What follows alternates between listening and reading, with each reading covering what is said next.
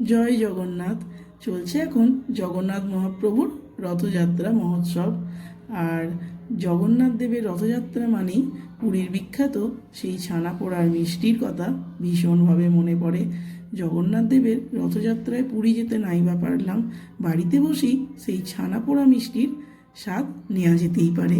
তাই আজ বানালাম ছানা পোড়া। তো তোমাদের সাথেও রেসিপিটা শেয়ার করে নিচ্ছি। নমস্কার, আমি মাধবী। আমার সাথে সেরা স্বাদের বাঙালিয়ানায় সকলকে স্বাগত। তো এর জন্য প্রথমেই 1 লিটার ফুল ক্রিম দুধ নিয়েছি, আর একটা বাটির মধ্যে 2 চামচ ভিনিগার, 2 চামচ জল দিয়ে ভালো করে মিশিয়ে রেখে দিলাম। এবার দুধটা আমি জাল দিতে বসিয়ে দিয়েছি।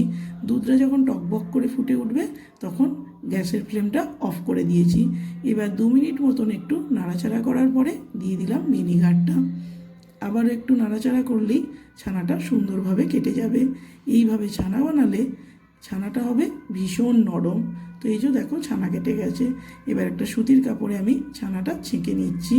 2-3 বার ভালো করে জল দিয়ে এটাকে ধুয়ে নেব, যাতে এর ভিনিগারের টক ভাবটা চলে যায়। তো একটা বাটিতে আমি ছানাটা নিয়ে নিলাম, আর এটা একদম নিংড়ে জলটা ছাঁকবার কোনো দরকার নেই। একটা মিক্সির বাটিতে 1 বাটির একটু কম চিনি নিয়েছি, তাতে 2টো এলাচ দিয়ে গুঁড়ো করে নেব। এবার এই ছানার মধ্যে দিচ্ছি 2 চামচ গুঁড়ো দুধ, 2 চামচ সুজি, আর দেব গুঁড়ো করা চিনিটা। এবার সব কিছু ভালো করে মেখে নেব। একটা চামচ দিয়ে আমি আগে ভালো করে মেখে নিচ্ছি। প্রথমটা একটু শক্ত লাগবে, মাখতে মাখতেই এটা ঠিক হয়ে যাবে। তো এবার মিনিট 5 জন্য ঢাকনা চাপা দিয়ে রেখে দেব। 5 মিনিট পর ঢাকনা খুলে আমি এর মধ্যে দিচ্ছি 1 চামচ গাওয়া ঘি, আর ওই যে ছানা কাটানোর জলটা আছে ওটাই আমি প্রয়োজন মতন ব্যবহার করব। এই জায়গায় দুধও ব্যবহার করা যেতে পারে, তবে আমি ছানার জলটাই দিয়েছি যাতে টেস্টটা ভালো হয়। এই যে 1 চামচ 1 চামচ করেই আমি এটা ব্যবহার করব, একবারে দেব না। তো মাখতে থাকবো আর জলটা মেশাবো।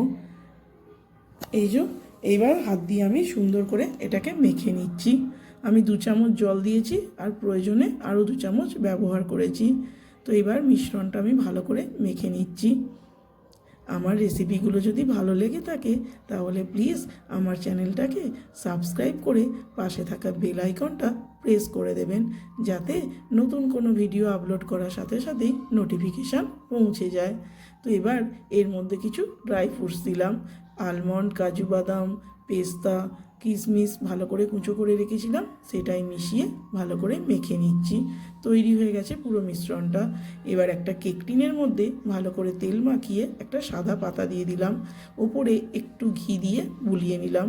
দিয়ে দেবো এবার পুরো মিশ্রণটা। এই জায়গায় শাল পাতা বা কলা পাতা ব্যবহার করলে আরও ভালো হতো, তবে ছিল না বলে আমি সাদা পাতাই ব্যবহার করেছি। ভালো করে এটাকে ট্যাপ করে নেব, যাতে ভিতর থেকে এয়ার বাবেলগুলো বেরিয়ে যায়। কড়াই কিছুটা নুন দিয়ে দিয়েছি, আর একটা স্ট্যান্ড দিয়ে কেক টিনটা বসিয়ে দিলাম। এবার ঢাকনা চাপা দিয়ে একদম লো আঁচে আমি 35 থেকে 40 মিনিট এটাকে বেক করে নেব। তাহলেই তৈরি হয়ে যাবে সেই পুরীর বিখ্যাত মিষ্টি ছানা পোড়া। এই দেখো 40 মিনিট পর আমি ঢাকনা খুলে একটা ছুরি দিয়ে দেখলাম সুন্দর পুরো ক্লিন। তাহলে তৈরি হয়ে গেছে। নামিয়ে ঠান্ডা হওয়ার পর আমি এটাকে একটা পাত্রে ঢেলে নিয়েছি। তো আমার তৈরি হয়ে গেল পুরীর বিখ্যাত মিষ্টি ছানা পোড়া। রেসিপিটা তোমাদের কেমন লাগলো অবশ্যই কমেন্টসে জানিও। ভালো লাগলে একটা কমেন্টস করো, লাইক করো, আর চ্যানেলটা